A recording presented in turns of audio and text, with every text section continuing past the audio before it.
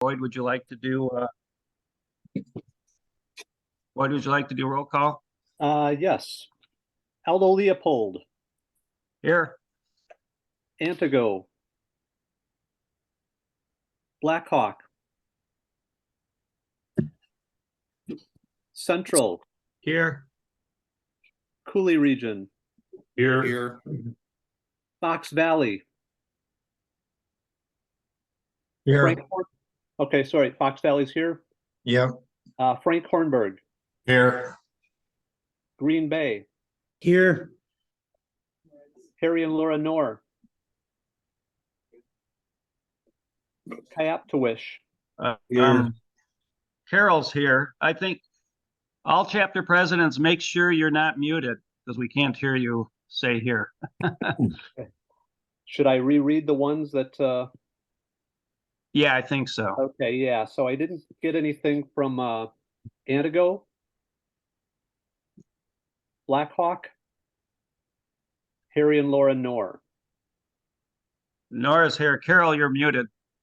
Okay, All right. all right, so I've got Nora, Lakeshore, Here. Marinette,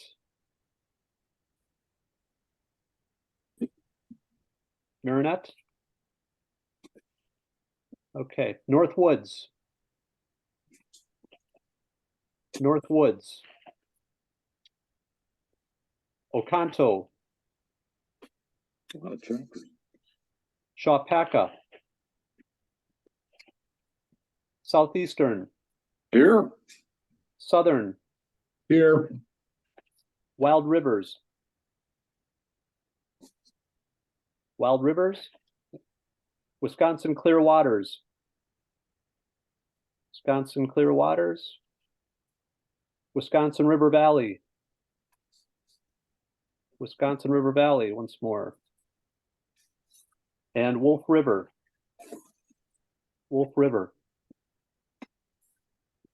Okay, Sorry, I missed roll. Nora's here. okay, thanks. Thank you. Would someone like to motion to approve the minutes for the June 3rd meeting? I'll move Scott Wagner, and those are the most complete minutes I've ever seen. So very, very nice job. I'll second. Thanks. Motion carries. So, minutes are approved. Treasurer's report, Scott Wagner. Okay, good morning. I'm going to share my screen momentarily here, so it'll take a second for it to come up.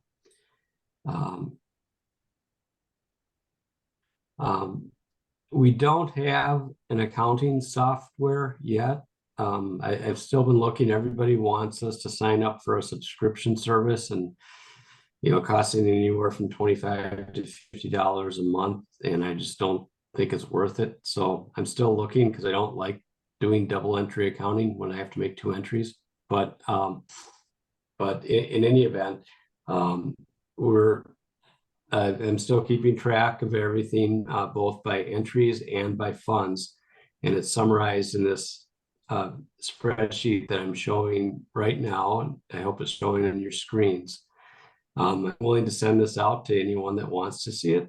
And I'm sending it to, I'll send it to Scott and to Mike, who also has access to review the accounts each month. So right now in the general fund, there's 102,962.25.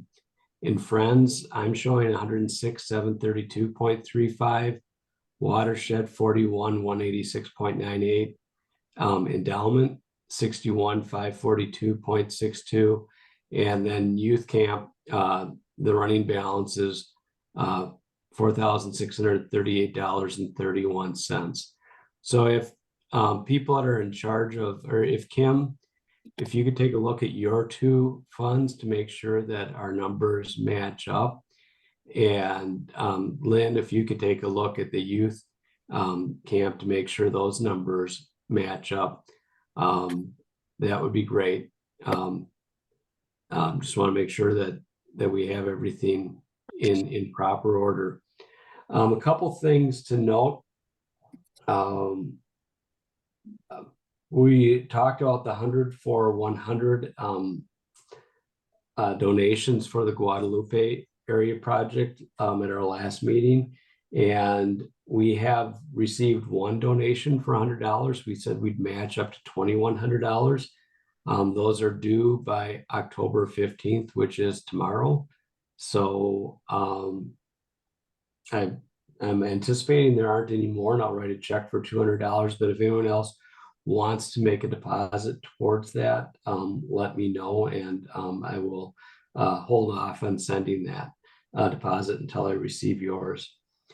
We've received $250 for a GRIB memorial, which is currently noted in the financials and is just being held in the general fund. We're not creating a separate fund for that right now.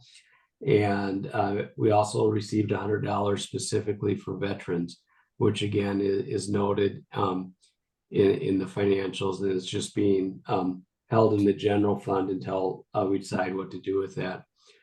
Normally for larger funds like Friends and Watershed, we set up specific funds to monitor those funds, make sure that we account for every penny and keep the funds separate. We also decided to do that for the youth camp, since there's expenses coming in, revenues coming in and out during the year.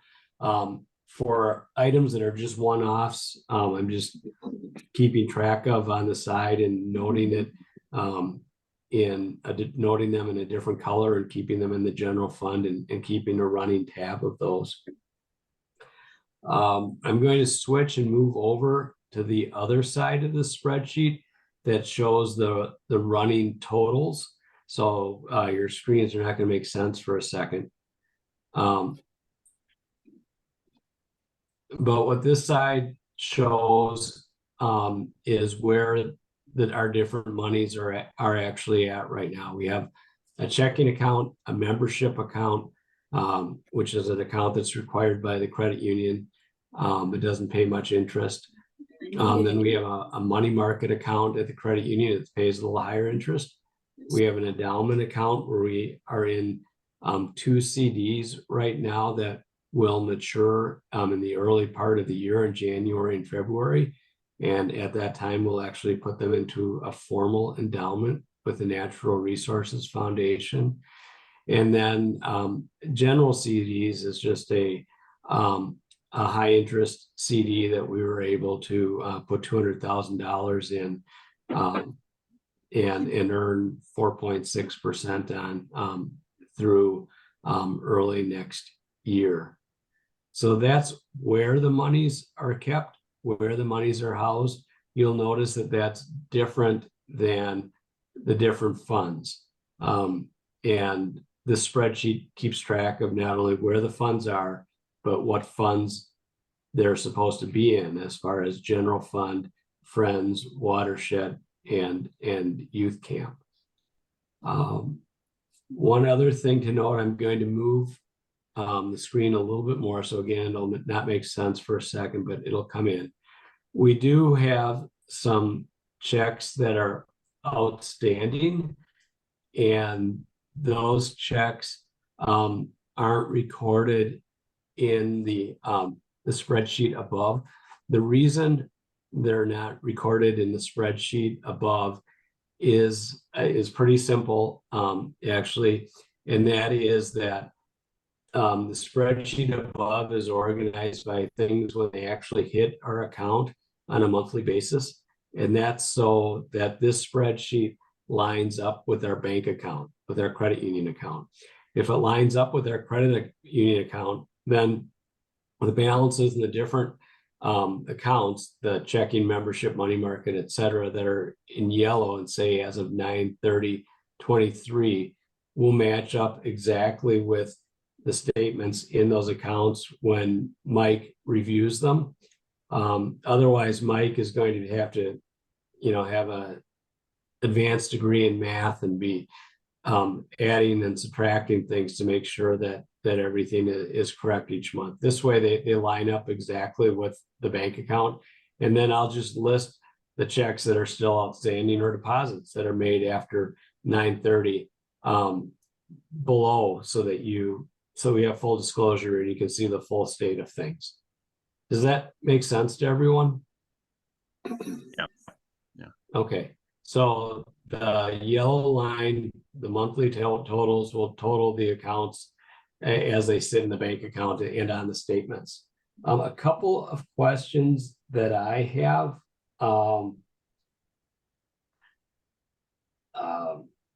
Most of the invoices and billing addresses have been transferred to me. The only one that hasn't been transferred yet is a deposit item. It's a license plate revenue.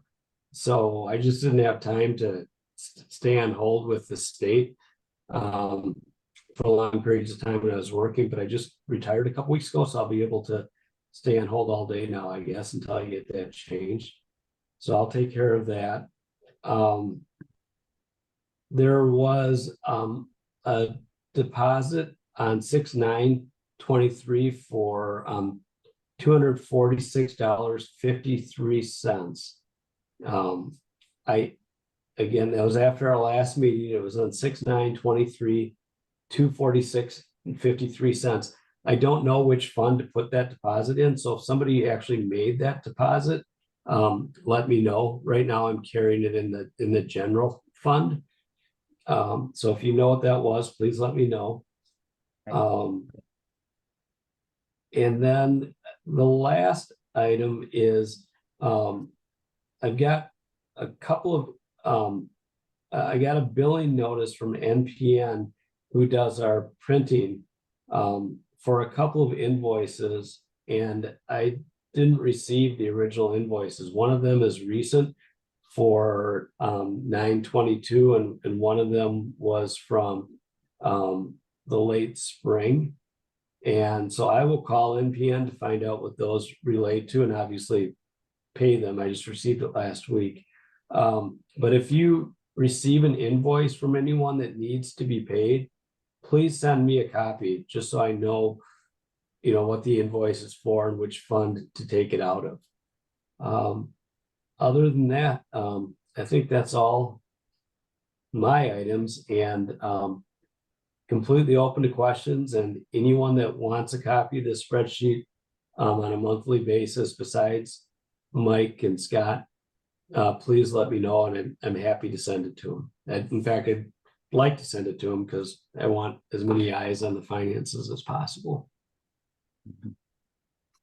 Scott, maybe make a note to the group that your email address has changed. Oh, yeah. If someone needs to contact you.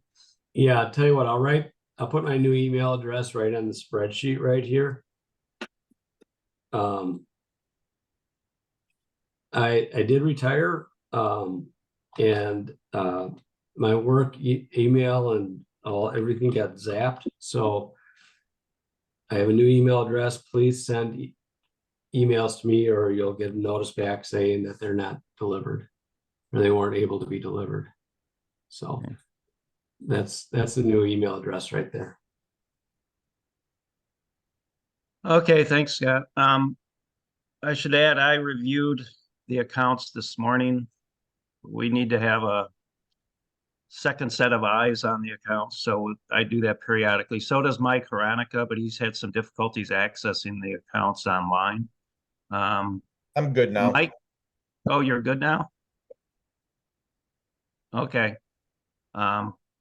Well, you can take it from there in the future now that you're got that straightened out. But everything looks good. Would someone like to present a motion to approve the treasurer's report? Scott, before we do that, I have a question for Scott. Could I slip that in? Yes. Sure. Yeah, Scott, this is Kim McCarthy. You had mentioned a $250 deposit for John Gribbs Memorial. Is that a $250 that came through me, or was that a $250 that was sent directly to you? It didn't come directly to me. I'm going to stop sharing so that I can look at my spreadsheet without making your guys' eyes get all messed up. Let's see. That looks like that came through you. It was, yes, it was part of a Friends and Watershed deposit. Yeah, and that would actually be part of Watershed. I've been in contact with John's daughter Molly, and when they asked people to donate, they actually made it specific to Watershed, so you can put that in Watershed.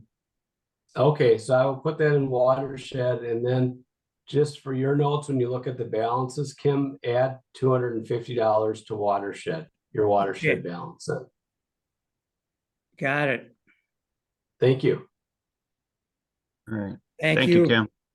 Yeah. Would someone like to make a motion to approve treasurer's report? So moved. Okay. Second? Second. Okay, with second from Steve Musser. All in favor? Aye. Aye. Opposed? Opposed? Motion carries. Thank you, Scott. That was good. Expenditure. Sorry, real quick. Scott Wagner, you mentioned that there was a deposit in early June that you weren't sure of. And I think Yes. we made a transfer in early June from our PayPal account. And so I would be happy to follow up with you on those details and see if that's the missing link. Oh, that would be outstanding. That would be great. Thank you very much. Okay. Expenditures since the last meeting. Tom Lager requested $600 for the annual Central Sandhills Regional Trout Unlimited meeting. It's a little bit more than he's requested in the past, but everything's going up, and he anticipates that's what they will need. Let's see. I think we approved that by executive committee. Tom, is that correct? I have not heard that it had been approved yet, but it Okay. would be a great thing to do. Could you say a few words about it? You know, we've Sure. done it in the past, but just Right. to bring everyone up. Okay, we've been doing this. This will be our 9th year where we get the 4 chapters of the Central Region together with all the fisheries biologists, the DNR water quality people, the DNR habitat people, and we've got a group of about 20 that get together, and the objective is to share what we've been doing, what we're going to be doing. Now, the we here is both DNR and TU. So what have we done the last 12 months? What are we going to do in the next 12 months? What are some of the issues that are coming up? And if there are issues, what's the best way to resolve them? Also, this is the forum by which Sean Sullivan requests funding to support LTE work in the Central Region.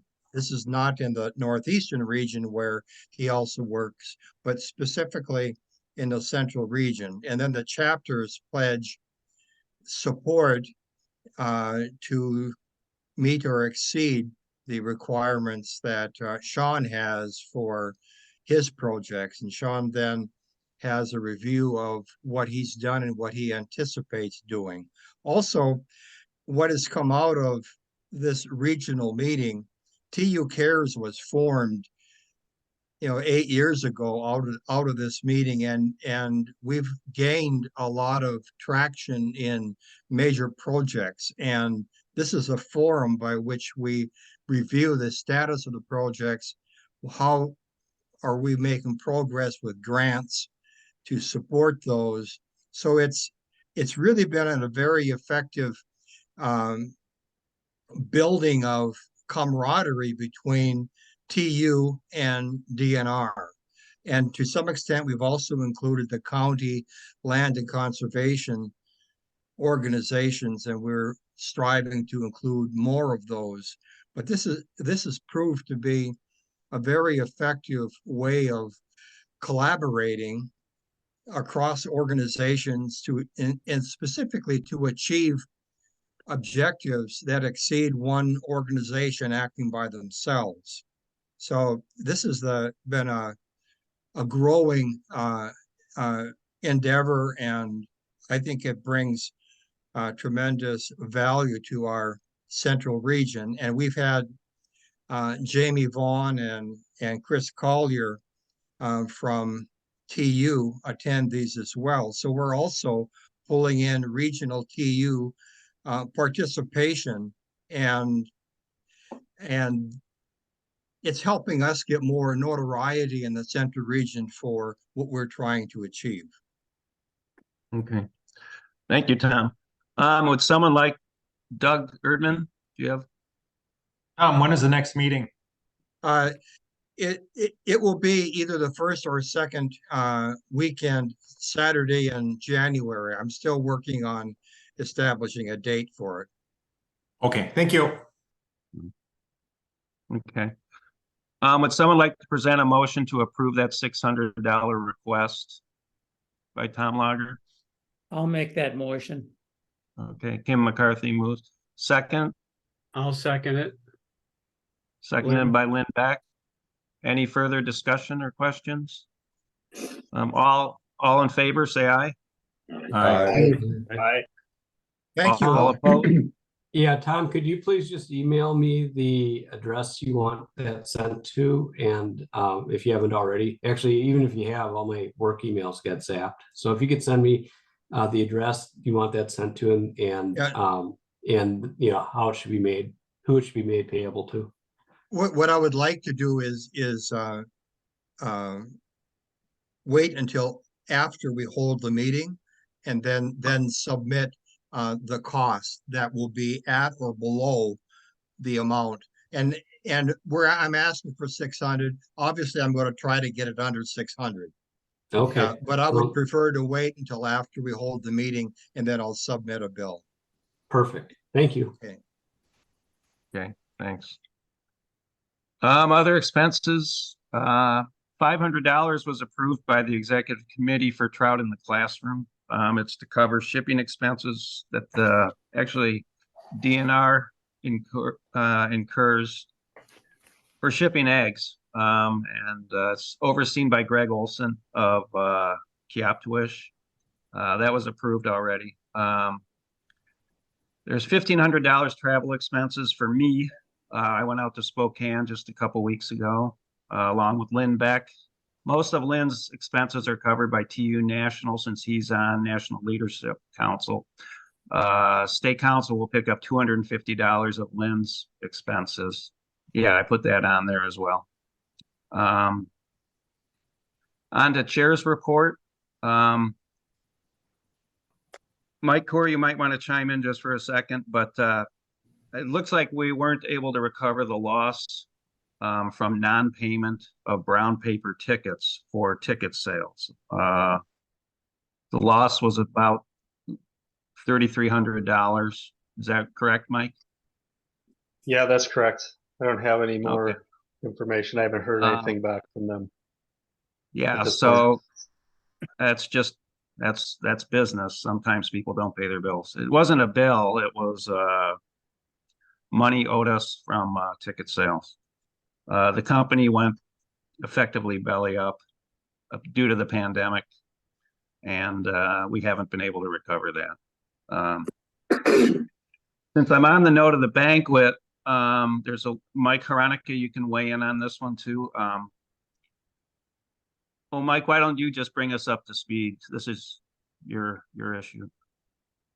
Yeah, so I've been talking with Christine from the Best Western, and they are renovating the hotel. So we only, well, there won't be, as far as we know so far, any rooms available to rent for that evening. So they're working with another hotel to get more rooms. We have the other hotel lined up. Rooms we're going to try to get for a little bit better rate. They're saying it's a little bit more expensive, like $124 a night or something like that. And then they did say that because something that we talked to them about was having a shuttle service from the banquet to the hotel.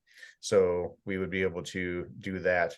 And rooms for storing raffle items and stuff like that too. They will have all that still, but the rooms to rent will be at a different hotel. Okay, so that's looks like it's gonna work out. Have you spoken with Christy Yeah, since we so last talked? that was the emails I sent yesterday to everybody to just verify that, you know, we were going to stick with the same venue and then that we would proceed with this other hotel. I think they have 42 rooms available. So if that were something that everybody agreed to, then I would move forward and tell her to book those. Okay, good. Other items, Wisconsin Council,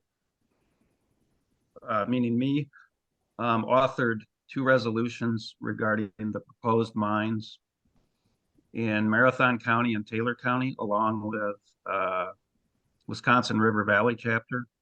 I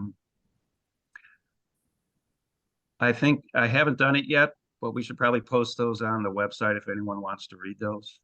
Mike Court, can I pass that on to you sometime and make those available on the absolutely. website? Okay, yeah, I'll make a note to self to do that. Now, Scott, Yes, yeah, they're on the Wisconsin River Valley Trout Unlimited website as well right now. So. oh, okay, great, thank you. Tom Lager will be stepping down. This is his last quarter with in the role of Central Wisconsin Vice President. We have Central Wisconsin Region Vice President. I'll be asking around the chapters from that region to see if I can get someone to fill in to take Tom's place. Tom's done a great job. We should all give him a round of applause. He's worked very hard for Trout Unlimited. So let's get Tom. And according to Tom, he's not going to disappear, right, Tom? You're still That's going to right. be. I mean, I'm going to hang around for a while longer, and I'm willing to work a transition. And over the last 9 years, the role has gradually expanded. There are some things there that I'm still going to be quite active in and leading.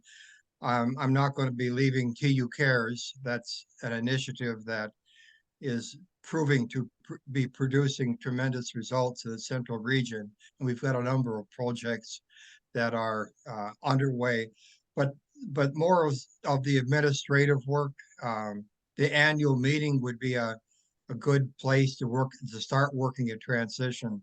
But the most important thing is the transition. And one of the reasons for change, it's always good to get a change in leadership. There's new ideas, new ways of doing things. So I'm sure we'll find somebody who wants to have an impact in the central region where we're getting a lot accomplished. Okay. Thank you, Tom. Thank you for your service and continued service. You betcha. Yeah. What else? I attended I was invited to the executive residence by Tony Evers for a reception back in August. That was interesting. I wasn't sure what to expect, but he invited people that participated in the budget, and we had one line in there, the trout stamp, which didn't make it, but nonetheless, it was nice to be able to rub elbows with other conservation groups and with the governor out on the lawn of the executive residence. And yeah, no such thing as bad publicity, I guess. The proposed endowment, Scott already touched on that, but we're waiting for CDs to mature. That will be coming before too long, right, Scott? Yeah, that's right. One matures in January, the other in February, and we can get all the paperwork done this Okay. fall yet. So all we have to do is write the checks and deposit those funds when they mature. Okay, thank you. This item on the surface water grant, I lumped that into the chair's report. Andy Morton and Michael Williamson of Southern Wisconsin. This is something they're working on, and Wisconsin Council has joined with them on this. I moved it to the chair's report, just, they have family commitments and they need to step out pretty quick here. Andy, would you like to say a little bit about it? Yes, thank you very much. And I'm in the process of getting my phone on video. Excuse me. Boy. Okay, I know I'm unmuted. Yeah, we so- can hear you fine. That's Okay. okay. Go ahead. So I sent a brief report or a description of this in an email. I don't know if the other state council members got that. I sent that to you, Scott, and Michael Yes. Williams. Michael, so you all have seen that. So I'll just cover some highlights. So the DNR has a surface water grant program for invasive species planning, management projects. They also have a category for education. So the neonicotinoid topic is fairly big right now in terms of, and you probably are aware of, Mike Miller did an article for Wisconsin Trout, the newsletter, and then there was an article in Trout Magazine. So the idea here is to pull together researchers for a technical forum and, a one-day type thing, because there seems to be a research going on, and the idea is to pull this together for mainly specifically for Wisconsin. So Michael Williamson and I put up a grant application to the program preliminary application. The final one is due on the 15th. The max that you can get for education is $5,000. We submitted it for that preliminary amount. However, I doubt that entire amount would be needed. And I'll just say that the grantee, that would be Trout Unlimited, would be responsible for 33% of the cost of whatever the total cost would be. So at $5,000, let's say 33% would be approximately $1,650, and these grants allow for the grantee, that would be us, to provide that with in-kind services. So I just did a little math here. At the rate of $15 per hour, that's the rate, that would come up to 110 hours of in-kind donation. So anyway, that would be, 3 people, 30 to 40 hours to work on the project. Just to go over, are there any questions thus far? No. So then the grant period is for 2 years. The grant costs that Michael and I had thought of were things like printing, any kind of printing that you need, any kind of travel, and especially if someone has to have travel, if they're out of state, that would come in. I understand TU National has someone that's working on this. Any kind of honorarium that may be needed. And these kind of costs would be identified in the final grant submittal, which is due 15th of November. So the grant, that you also get a 75% grant upfront payment. In other words, you get a pre-advance payment of 75% of the grant amount. And then at the end of the grant, you are expected to, you will get the remainder of the grant, 25%, after the deliverables have been, you have the deliverables. And in this case, after the forum is held. So after the forum would be held, which I think would be planned for late spring or next fall. And one more thing about that, there is, are you familiar with the Lakes and Watershed Convention? It's will be held this coming April. I'm not, no. Okay, it's held in Stevens Point. That's a they used to be the Wisconsin Lakes Convention. Now it's Watershed. So Mike Miller and Mike Kerr and I were working on this along with Mike Williamson. Is we got on the agenda for that to host a workshop on neonicotinoids or neonics, and that is geared more not so much a technical discussion, but Michael Miller will give a presentation, and we may have some other presenters at that our workshop. May have question and answer a part of the program, and or even a panel discussion. But I just wanted to say that I noted that on my email that is and try to limit it can involved and would be involved in helping to sponsor that. There's not any real cost involved, but just with that. So the grant period begins in March of 2024. You don't after the application is submitted, the final application. If the grant is qualifies, you'll get a grant award, an offer to take the grant, and then that's really the time when you decide to accept it. So that's I don't know. Are there any questions at all about this, or? No, I don't think so.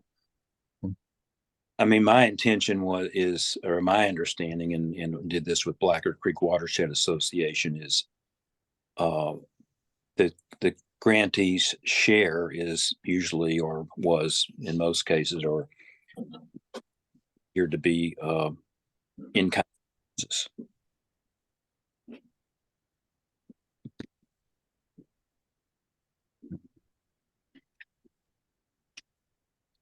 So that's it for me. Okay, thank you, Andy. We'll be in touch about this. Okay, great.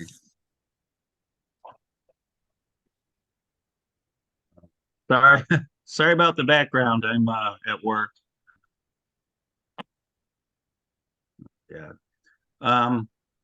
Lynn, National Leadership Council, and I'm going to piggyback with you, and we'll say a few words about Spokane. Okay. Thanks, Scott. So every year, the national meeting, the NLC holds their annual in-person meeting. And the focus on this meeting was the NLC work groups. You guys have heard me talk about the work groups in the past. And one of the biggest things that all the work groups had to do was to rework their goals. Each work group has 3 to 5 goals that they set, and it's to help govern the work group and also help them govern their work that they will do during the year. And so the big task was to rework the goals to coincide with the National Strategic Plan, which is in its 2nd year, and of course the Priority Waters Plan. So it was kind of a long process for a lot of the work groups. About 75% of them are done with it. And what really took so long, was, you have, like my youth education, it took us 5 full meetings. So it was basically 5 months of meetings to get us to rework the youth education goals to fall into the parameters of the plan. So watch for more on that coming as we go forward and the work groups get more established and start working on the plans. We had Jeff Yates discuss the work group forums. The TU National is working on having all the work groups have community forums. Most of you should be involved with the leadership forum or be getting that every month.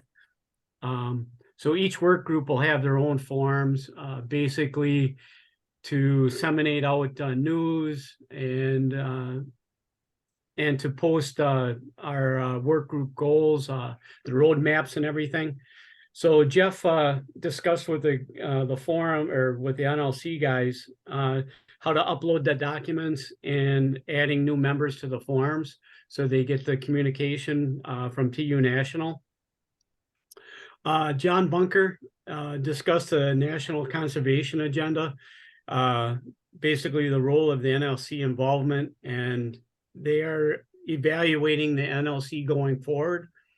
Last time the NLC was evaluated was 2014. So I will report on that as soon as we get the new report.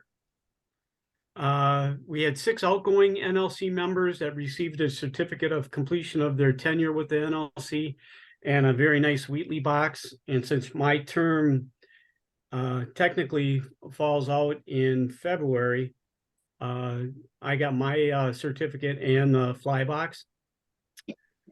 And which brings me to the next agenda item. Scott Allen is going to be wants to step into the NLC position, but when we switched over the terms of the state council chair, it kind of created a year gap. So I talked with Rich Thomas about being able to fill in for that extra year, or if we had to find somebody as an interim NLC rep. And as long as everybody votes me in, Rich said that it's not a problem and it shouldn't be a problem at all on the TU National part. So going forward, I guess we'll address that situation come February and go on from there. And I guess that's all I had for the NLC report. It was kind of a short meeting, only took about a half hour, so it was kind of nice to have some extra time. Yeah. Okay. Thanks, Lynn. Yep. And then I'll let you start the national meeting and I'll fill in with what I have. Yeah, I won't like to talk for half an hour about being out in Spokane. It was a great place to have a meeting. Beautiful city. I did the conservation tours. I visited the Snake River, the Lower Granite Dam, a very sobering tour. Yeah, I won't get going because I'll talk too much, but it was really the site of a terrible injustice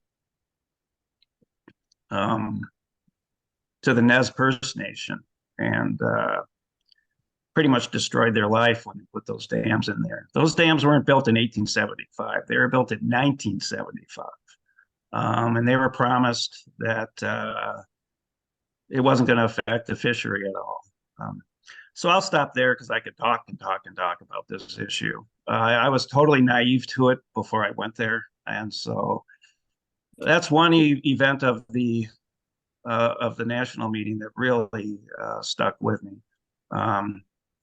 We had a chance, our keynote speaker was Shannon Wheeler, the executive director of the Nez Perce Nation. They don't use the term chief or the title of chief anymore. He's an elected official, and but it's really nice to see and shake his hand, see him and shake his hand. He showed up and said, "Thank you for inviting me 1 year ago. Sorry, I didn't prepare a speech." And he spoke for 90 minutes. He was a funny guy, had lots of good stories and a lot of heartbreaking stories about life on the reservation. But he's working very hard at getting those dams out of there. By the way, those dams on the Snake River, they were put in place. I thought they were put in there for hydropower. They were put there to create a deep water port in Idaho for shipping grain. And that's what they're used for, to back up the Snake River as a shipping source. They now ship 2 barges. Sorry about that.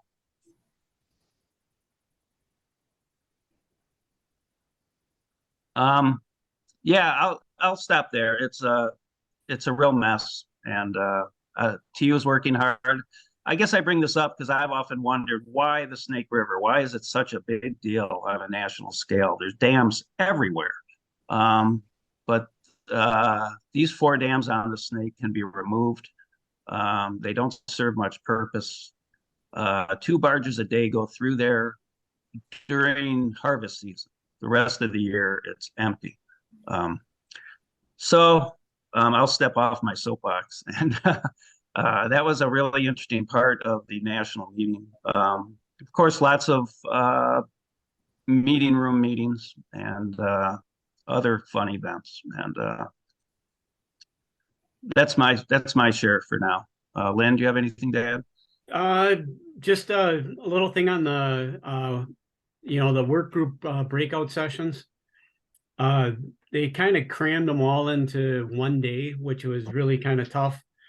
We had 3 work groups meeting at the same time, so you had to pick and choose on which one you went to. So I didn't get to a lot of the ones I wanted to. I got into part of the climate change and a lot of good discussions at the work groups, and they were all well attended. The least I think we had was 20 at my youth education, and that was probably about the minimum on a lot of the work groups. But climate change had almost 50 people in there, so really quite.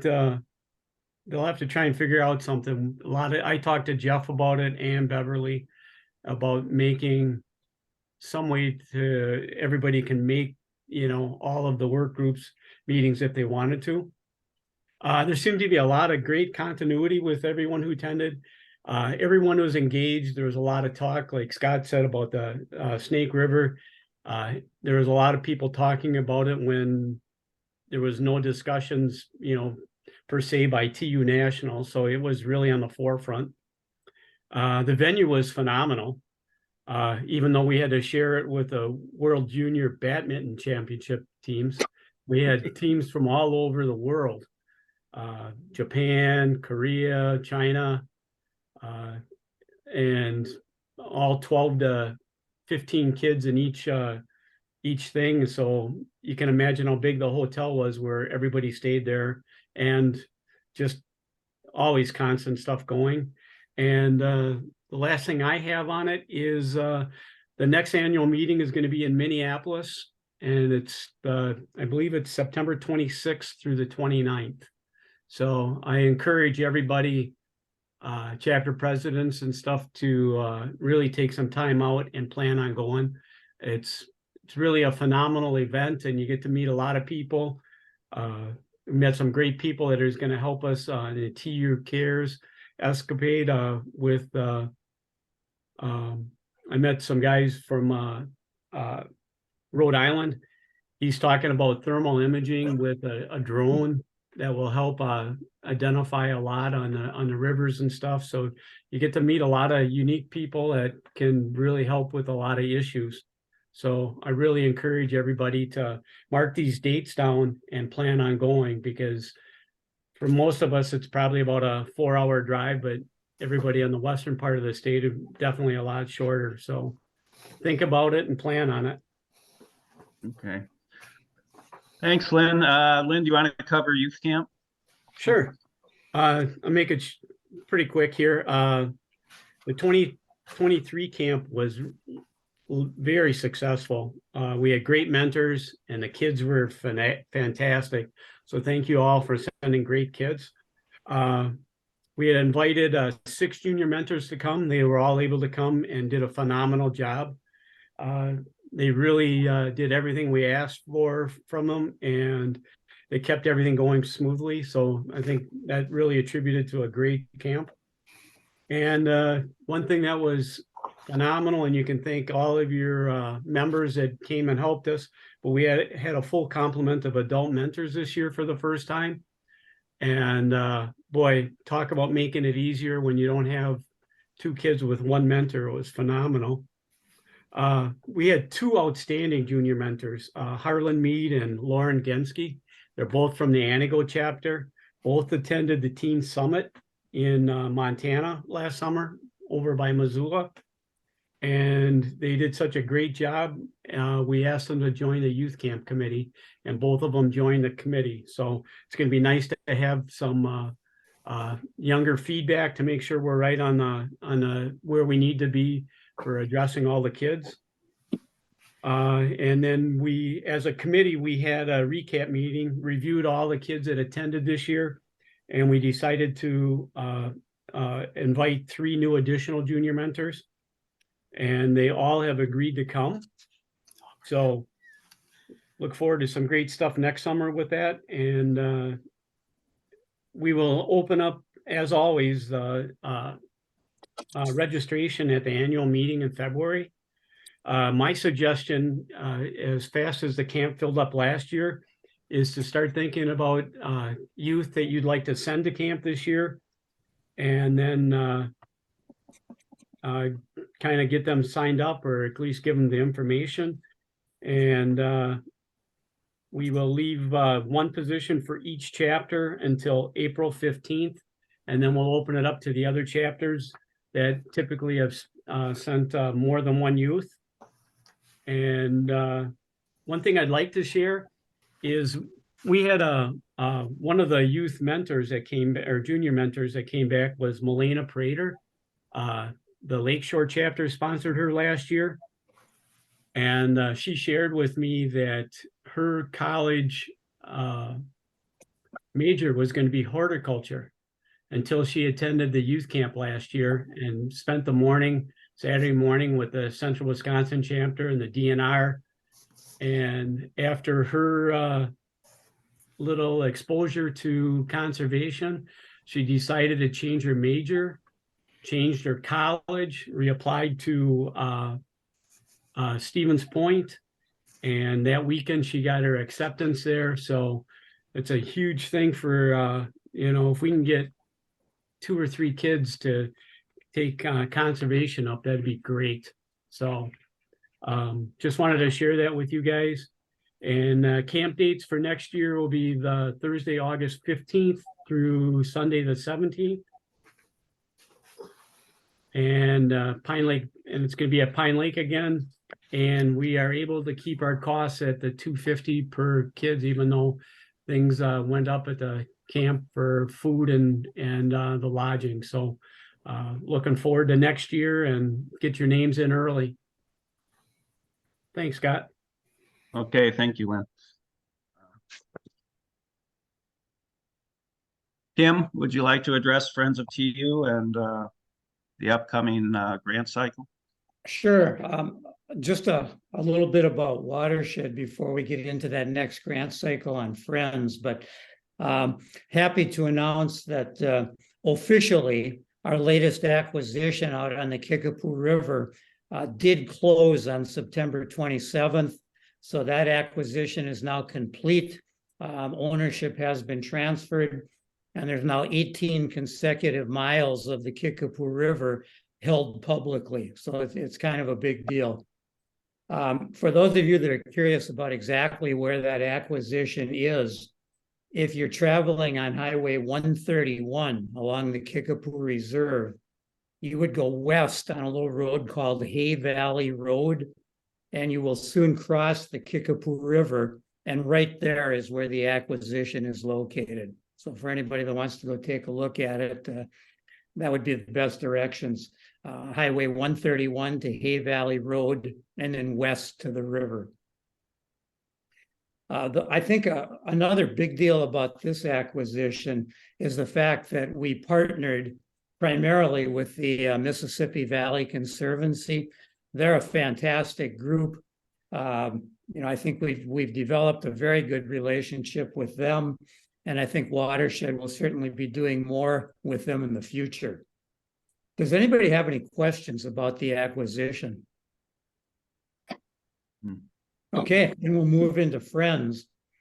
And we're in a time of the year now where we're kind of ending the work periods, and it's time to think about the end of the year reporting forms for the chapters that received grants in 2023. So within about the next 10 days, I'm going to be mailing those end of the year reporting forms out to the chapter presidents. I'd like those back in a month or so that we can wrap up those end of the year reports before we move into the next grant cycle. Now, the next grant cycle, then I intend to mail out the applications for 2024 right around December 1st to the chapters. And this year, there's really two things that chapters need to keep in mind if they're going to apply in 2024. The first would be the January 15th deadline. All grants have to be returned by January 15th. And the second is the new higher amount level the chapters are allowed to apply for. Remember that this year we just approved the $2,500 maximum amount. We did that at the last council meeting. It had been $2,000 for a long time. So this year chapters are allowed to ask for $2,500. And something I kind of realized in the last couple months, there's been a misconception out there. There are some chapters that thought it was all or nothing, that they had to apply for the entire amount. And I think we've had some chapters holding back because they didn't have enough cash in their reserves to meet the match requirement. So for those chapters who have projects going on where you don't need $2,500, you don't have to apply for that amount. That's simply a maximum number. And if you want to apply for less than that, you certainly could. So keep that in mind.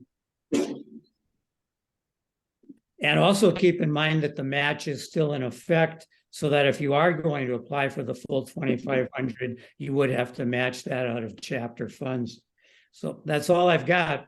You know, end of one year, beginning of the next. Chapter presidents need to be watching for that information. Okay. Any Thank you, questions Kim. about any of that? I'm just going to mention quickly that Cooley Region matched the watershed thing. So for other people doing this, that we did, I think met what $5,000 we put into that purchase on the Kickapoo. Yeah, that's right, Jason. And throughout the process, I made sure that anything that goes into print, anything that makes it out to the public, I was very adamant that the Cooley Region chapter be included in anything that will go public.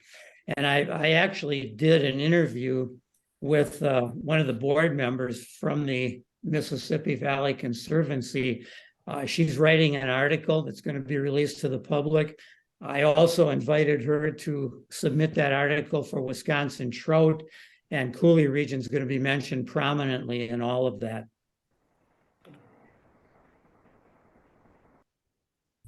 And just All to right, add thank in you. real quickly, I ran into an MVC person at an event earlier this summer, and they were very grateful and complimentary of the work you've done. So Good to hear that. very appreciative. Yeah, thank you for sharing that. Yep. Okay.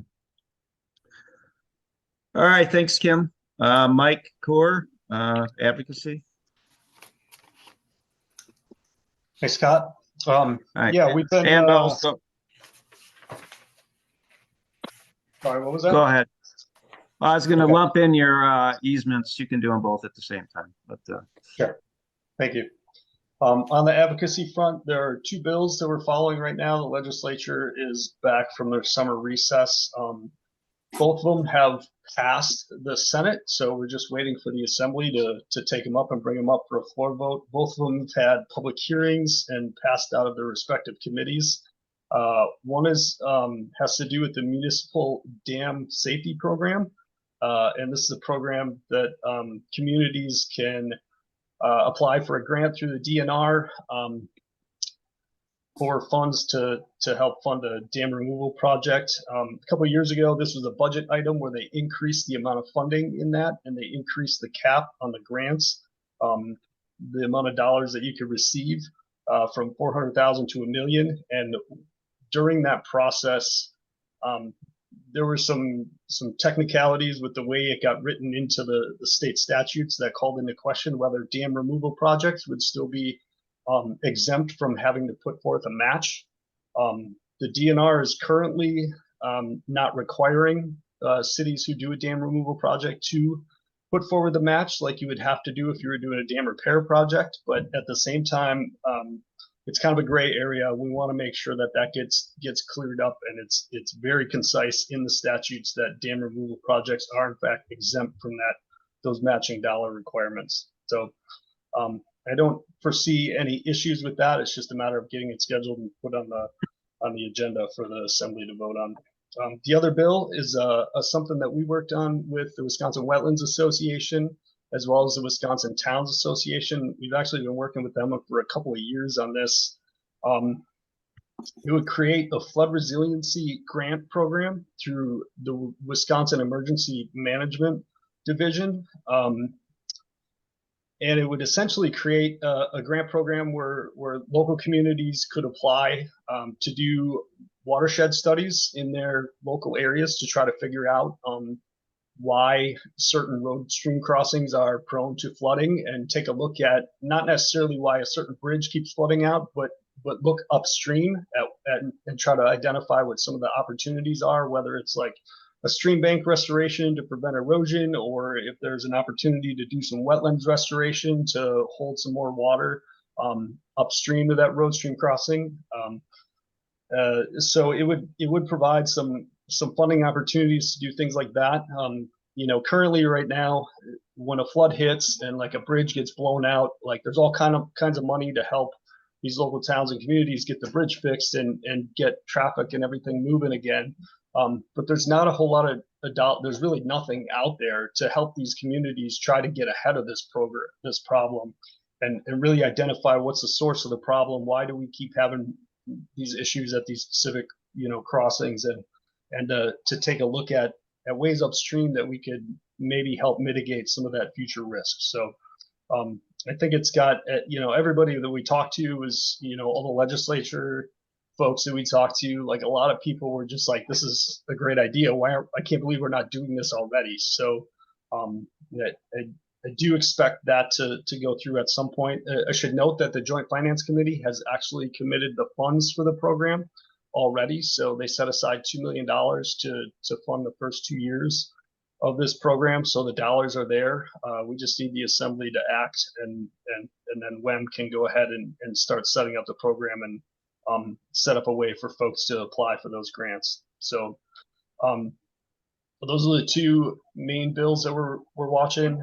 If anybody else is following advocacy issues, there's the Joint Finance Committee also in the budget put aside money to help deal with PFAS contamination, which is something I guess in the fishing community we've seen here and there pop up.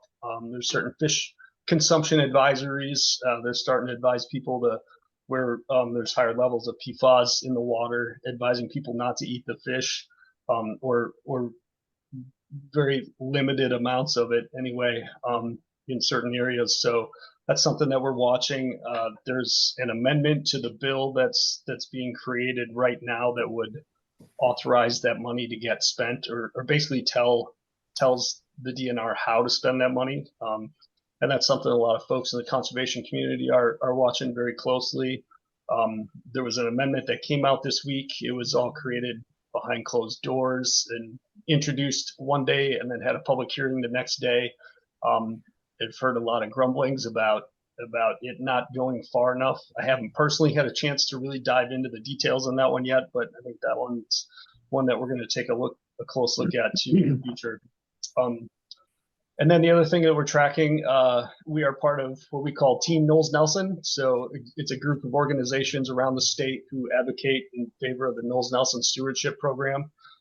Obviously, public lands and public access to recreation areas is very important to our organization. And so we've always tried to have a seat at that table. And there's already talks. So the last time Knowles Nelson Stewardship was reauthorized, it was reauthorized for 4 years. And it will run out, I believe it's 2020, I think it's 2026 when it'll run out currently. And then, so if we're going to reauthorize it, it needs to be in the 2025 budget. And so that's a little less than 2 years away. So we're starting to ramp up thinking about how we're going to make that ask and how friendly the legislature is going to be towards the stewardship program in general. So those talks are underway. If you'd like to participate or get more involved, advocacy wise, by all means, always looking for help in that avenue. So feel free to reach out to me. I'll pause there. Anybody have advocacy questions? Mike, Rick Larkin. Yeah, One quick, when do we get another go at the trout stamp increase? Yeah, so that there's been we've had some talks about whether it would make sense to do a standalone bill. I'm not sure it would be a huge lift, I think, to get a standalone bill through the legislature. I think, everybody that we've talked to said it would be a lot easier to do it in the budget process. I think we've got the governor's office on board. Obviously, they put it in their budget, this past year, and they're going to be around to make the next budget. And so I think we're going to come back to them and make that same ask, and then it's going to be on us to make that ask again of the Joint Finance Committee. So that's going to happen in the next budget cycle as well. So not this coming spring, but the following spring will be the next big push. So we'll start, ramping up those. We'd like to have those discussions with legislators, out in the field next summer. And then, the big push would be spring of 2025. And the other thing we're really going to need the DNR to take. There's like a $3 million balance in the trout stamp account right now, and we need the DNR to spend that down so that when we come back in 2 years and we go to the legislature, like they don't open up that balance account and see millions of dollars sitting in there again, because that's what really sunk us this time. I think there was support to do it had there been less dollars in the fund, but when they checked the numbers, there was a ton of money sitting in that account. So, and I think a lot of that had to do with the COVID. There was a full year basically where the DNR didn't get out in the field. And so in a typical year, they're spending like, $1.5 million of trout stamp dollars. And that year, I think they spent like $180,000.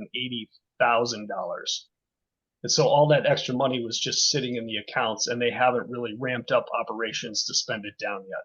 So, Mike, any change on when they're looking at that now?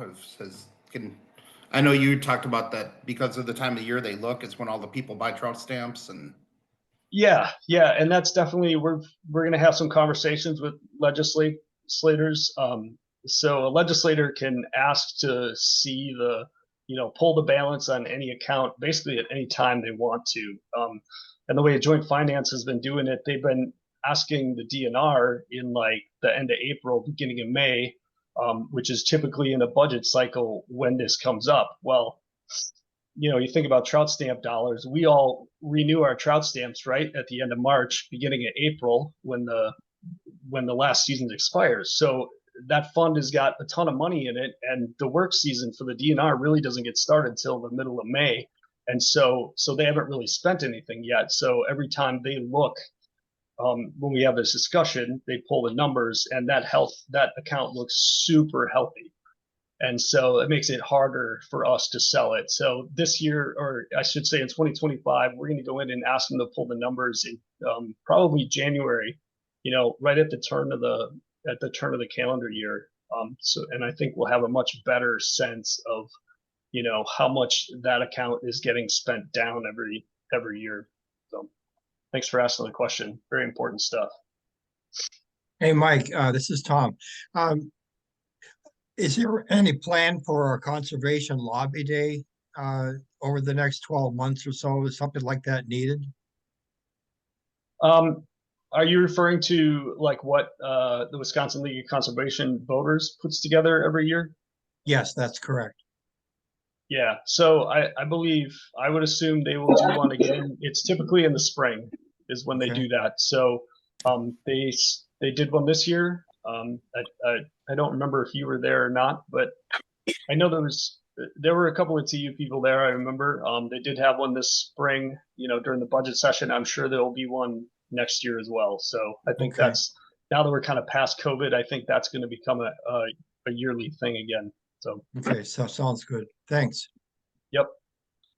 And I should say, I'm involved in we meet every 2 weeks. There's probably a group of about 20 to 25 different organizations that have lobbyists who work at the Capitol are all kind of part of this group, and we meet every 2 weeks to kind of just go around the table and talk about what issues people are hearing and what's going on at the Capitol. And I've been trying to participate in those as much as I can, just to kind of keep a pulse on what's going on at the Capitol. And the folks from Wisconsin League of Conservation Voters are there just about every week, as are people like from Wisconsin Green Fire, Wisconsin Wetlands Association,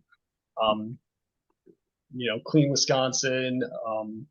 There are just a number of groups at Midwest Environmental Advocates. I guess I could go on and on, but it's a pretty good informative meeting every couple of weeks. So It sounds good. thanks, Tom. Anything else advocacy wise?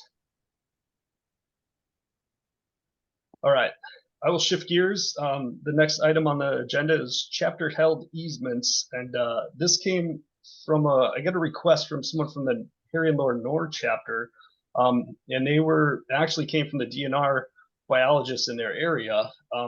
That something came up where a TU chapter actually held the easement on a specific piece of property, and it's not on any of the mapping applications that are out there right now. And so somebody emailed me and said, hey, one, how do we know if a TU chapter actually holds this easement? And two, is there a way to get that onto a mapping application? And so I did a little bit of background on this. The state council last did an inventory.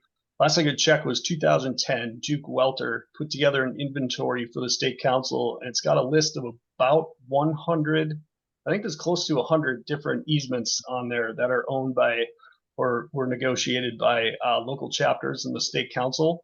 And so what I would like to do, and I offered to take this on myself, and if somebody else would be interested in helping out, I'd be more than happy to share the load on this too. But what I'd like to do is have all the chapters take a look at that document and let's give it an update for like 2023, 2024, and see if we can make this a document that's more of a living document instead of something that we update every 12 or 14 years. Let's make it something that continues to get updated, yearly or something like that. So, and then I think, long term, I think I'd like to approach the folks at TU National. I'm not sure how feasible this would be to do, but I think it would be great if we could figure out a way to map all of these out and do our own like GIS mapping of all of these easements that are held throughout Wisconsin, and just have it on a layer where these other programs, like it could be a trout routes, it could be the DNR's TROUT tool,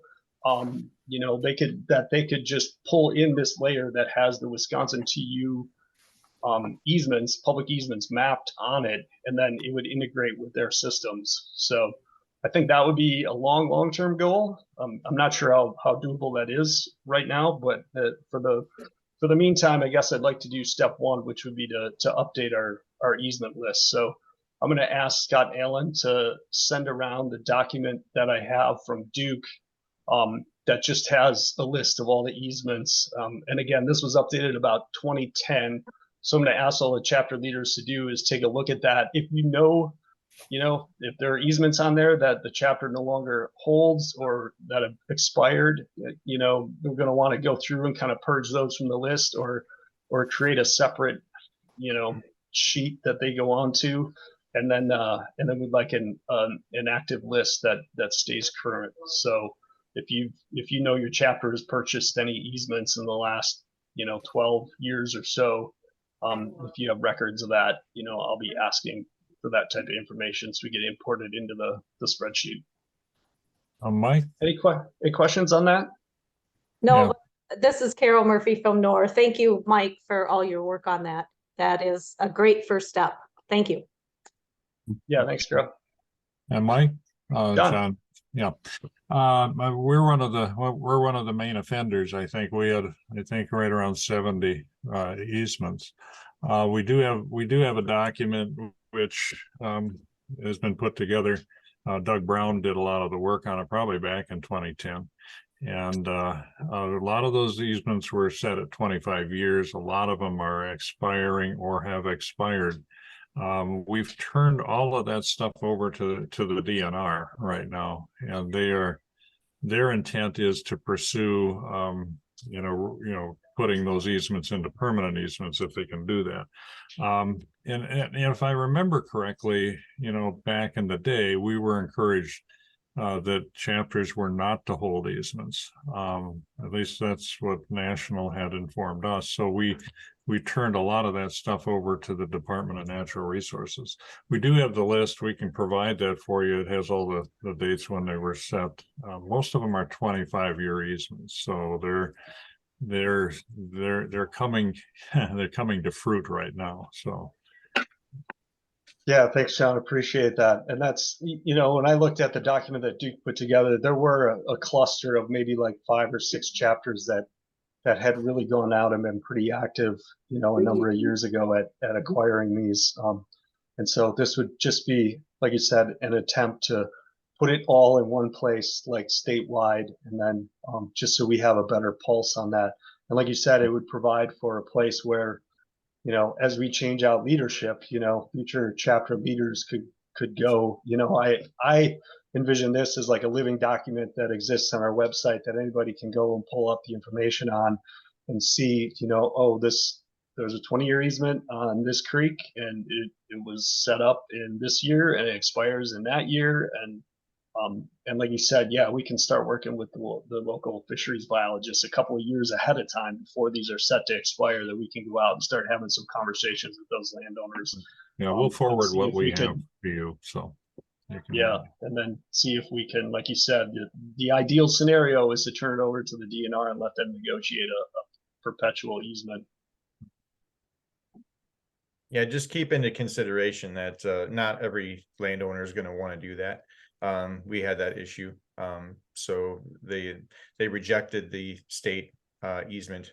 So we're still going to go forward with a TU easement with some land like 4 acres just downstream from one of our roads and on our trout stream. So they just didn't want the restrictions for the deer stands to not be hung and all that kind of stuff.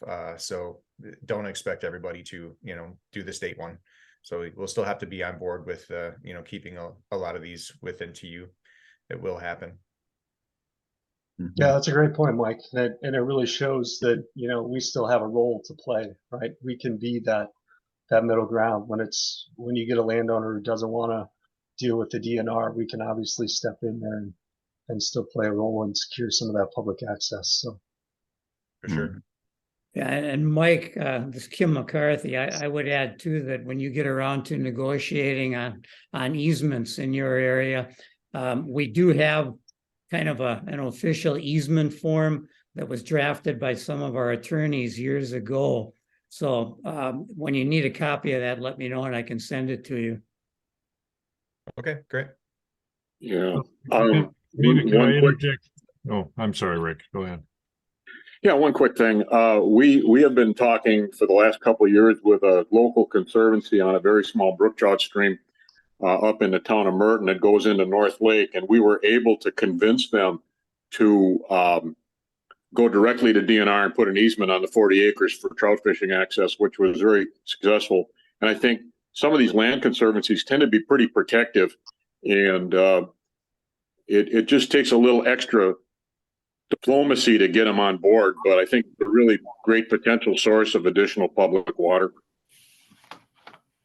Mm-hmm. Yeah. Yeah, that's a great point, Rick. Okay. Anyone else? Yeah, well, I would just remind everybody on easements too, if you get one that you have to pay for, remember the Watershed Access Fund. That was one of the things that we had in mind when that fund was created, was that perhaps we'd be able to use it to obtain some easements. So just keep it in mind. Kim, as far as the Watershed Access Fund is concerned, that can only be applied to perpetual easements. Is that correct? I don't know that it's in the official language. I'd have to look, but if it's not, it should be, because, I don't think we're going to want to spend money and then have it just go away in say 20 years. So right. if you can work a perpetual easement, that would certainly be preferred. Yeah, because many of these easements are, 20-year. limited term easements, whatever you want to call. Yeah. Yeah. Okay. Thanks, Mike.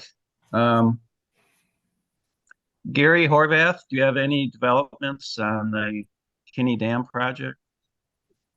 Not a lot to report. We had the open house that I reported on in Wisconsin Trout back in August.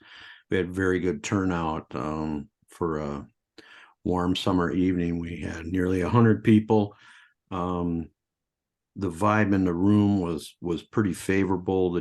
The Corps of Engineer people I talked to and others, are talking in terms of both dams, although politically they can't come out and say that at this point. The city said that they would have their recommendation, the Corps and the city would have a recommendation in October. So we're waiting. I have a message into Amy Peterson at the city to see when we might expect that. And then once that happens, there'll be another probably public meeting, and then the council will have to act on the recommendation. But I think right now I feel that it's looking pretty favorable, but we're in a kind of a wait and see mode. So that's pretty much where we're at. Oh, okay. Thank you. Yep. Something I kind of left off the agenda, I'll stick it in here at the end, is of course the banquet coming up. Mike Veronica spoke about the room predicament that we're working through. But just in general terms, Mike, would you like to make any announcements regarding the banquet? No, as far as I know, everything right now that we talked about is just going to be the same, other than the rooms, being at a different hotel. That should be about it. We'll, I'm sure, update everybody as soon as we know how many rooms we'll have available and all that kind of stuff. So it looks, well, I just read it again, and it looks like they have 42 queen rooms available, but they also have a bunch of king rooms available too, and they said they'd offer them all for the same price. So there will be rooms. So it might be as hard to get rooms like it was last year. Yeah, okay. Of course, we'll be contacting chapter presidents looking for donations and participation in the banquet. We always need volunteers to help set up, to distribute bucket raffle items, to do a lot of work to sell tickets during the event. So you'll be hearing from Mike and the committee shortly. Todd Franklin couldn't attend this meeting, but on his behalf, he reminds everybody to start thinking about people who are deserving of an award. Todd heads up the awards committee, and as most of you know, he's the person to contact regarding that. So give some thought to very deserving people in your chapter, and we'll go from there. Does anybody have any announcements from their chapter, upcoming events, or maybe a project you'd like to brag about or something like that? Yes, I would like to talk about one. This is Tony Pudlow from Fox Valley chapter of Trout Unlimited. And we're celebrating our 50th anniversary next Thursday. It's kind of a unique chapter because we have absolutely no trout waters in our boundaries, but yet we've been active for 50 years, helping promote a good trout water for all of the rest of the state, and particularly in the central Wisconsin area. We've got some pretty interesting things that have come out of our chapter. Probably the most important one that I can think of is Tom Lager and Al Johnson working on TU Cares. And what they've accomplished is absolutely amazing. So we've got a lot to celebrate. And our event is not a fundraiser. It's a celebration. That's really what it's going to be. Of course, we expect to see all of you at our fundraiser in January, which is a new venue. Stay tuned for that. Thank you. Thank you, Tony. Yeah, it's interesting. And Fox Valley, don't take this personally, but the Oak Brook chapter was chapter of the year, and they were honored at the Spokane event. And Chris Wood made the point that Oak Brook does not have 1 foot of trout water in its being from Illinois, you know. So it's interesting, the two 50-year chapters have no trout water between the two of them, but that doesn't dampen enthusiasm. So does anybody have anything else? Yeah, just to piggyback here on Oak Brook, we do cooperative work days with them on a couple little small streams, which is basically all we have in southeast Wisconsin. But I can't say working with them, they are a great bunch. And they ponied up some dough and they bought us a very, very nice, expensive steel gas trimmer, blade trimmer. And we like having them. They come to work days and they pitch in. They're great guys. Yeah, yeah. Mm-hmm. Okay. Well, what are people's thoughts on doing this fall meeting by Zoom? Things moved along really quickly. Historically, the fall meeting has been pretty lightly attended, and it's the shortest of our 3 meetings. So I think Zoom works out pretty well. Yeah. I still don't have any power. Hey, Scott. Yeah. While we're talking about Zoom, can I take a minute? So the state council does have a Zoom account, which reminds me, Scott Wagner, I have I made the payment for the next year. So we will have that account. I know there's several chapters that use it, Cooley and Fox Valley and Wolf River, utilize that. If chapters want to utilize the Zoom account, by all means, reach out to me. We keep a calendar online. It's pretty easy to see when it's available. So that's an option, although the calendar tends to fill up when people start doing chapter meetings and things like that. So by all means, reach out to me.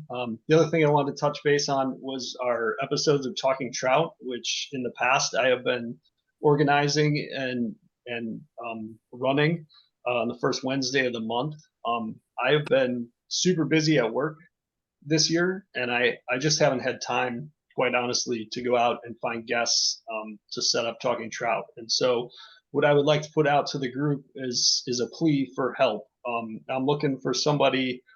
I don't necessarily need someone to be, what I would like to find is someone to be a co-host for the meeting, so that we have 2 people who either one of us could take the lead on a Wednesday night, first Wednesday of the month, to lead these virtual meetings. And 2, I'd like to find somebody that can help out behind the scenes with a couple months ahead of time, like reaching out to folks who might be good guests and trying to help line that up. So if, this can all be done from remotely from, wherever you have a computer connection, you just need an internet connection. So if you have somebody in your chapter who you think might be a good fit, I think it's a pretty unique volunteer opportunity for somebody to step into we've got a statewide platform. They've been pretty well attended. They get put up on YouTube afterwards, and they get quite a few views on YouTube as well. So I think it's a unique opportunity and a platform that the state council should continue to leverage. I just right now I don't have the personal capacity to keep it going on my own. So I need a little bit of help. Okay. Yeah. We'll make that. Okay. Anything else? Yeah, I just have a quick question for Tony. Tony, tickets are on your website, I'm assuming? Yes, the tickets, but it may be a little bit tough to get them right now because we had to close down about a week before. But if you can get it on the website and get one, go ahead, because we've made some adjustments as far as numbers for it. Okay, otherwise contact you or what? I would suggest you go to the website, our Okay. website, foxvalleytu.org, and get them right there. All right, thanks. Okay. All right. Next meeting will be in Oshkosh, February 3rd. I put tentative on there because when I was writing the agenda, These developments occurred with the hotel and we were a little uncertain, but no, it looks like we're on for Oshkosh. Same place, same time, same location. On February 3rd. Would someone like to move to adjourn? So moved. Second? Second. Second. All in favor to adjourn, say aye. Aye. Aye. Opposed? Meeting is adjourned. Rick has to stay on. The rest of us are leaving. Okay. Thank you, everybody. Thank you. Bye-bye. Thanks. All right. See ya. That was probably the fastest state council meeting ever. Nice job, Oh Scott. yeah, I was gonna say, this has to be a record, an hour and a half.